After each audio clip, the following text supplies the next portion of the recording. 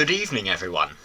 Today I am proud to say that the Communist Croc channel has reached the sacred number that we all know and love, the big number which is of the funny, 69. I just want to say I am so happy we've hit this massive milestone in my YouTube channel. I couldn't be prouder of prouder, is that a word? I couldn't be more proud of everyone who is subscribed to me, my loyal followers who would follow me into battle and sacrifice their lives to me, Communist Croc, in the name of communism.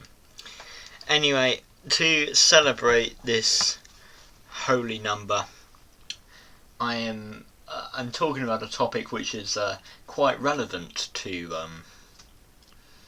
the topic of 69, and that is a man who was born and died over 69 years ago, Sir Isaac Newton, and we are going to be talking about his laws of motion.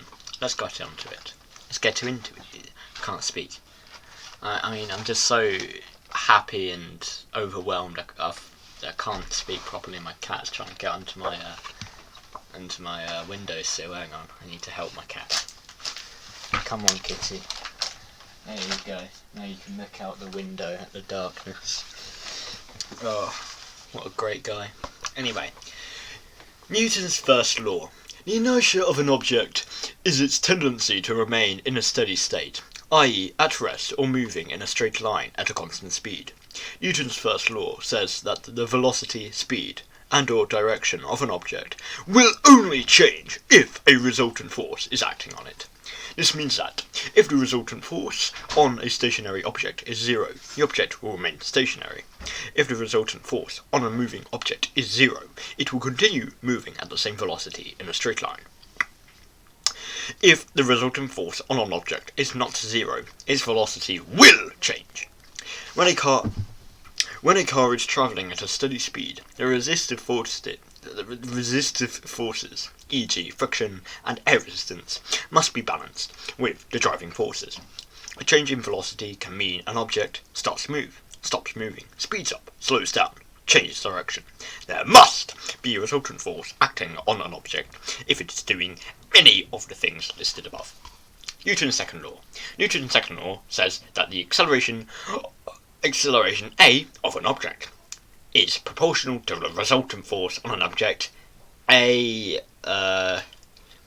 infinity sign with like the right side of it missing, F. If inversely proportional to the mass of an object, A in infinity sign with the bit to the right of it missing, 1 over m. Resultant force, mass and acceleration are linked by the equation resultant force brackets n equals mass brackets kilograms times acceleration brackets meters per second squared. And that can be shortened to F equals ma. The inertial mass of an object is a measure of how difficult it is to change the velocity of an object. It can be found using inertial mass brackets kilograms equals force brackets newtons over acceleration brackets meters per second squared bracket close bracket. And that can be shortened to m equals F over a. Now, Newton's third law. Newton's third law states that whenever two objects interact with each other, they exert equal and opposite forces on each other. This means that forces always occur in pairs.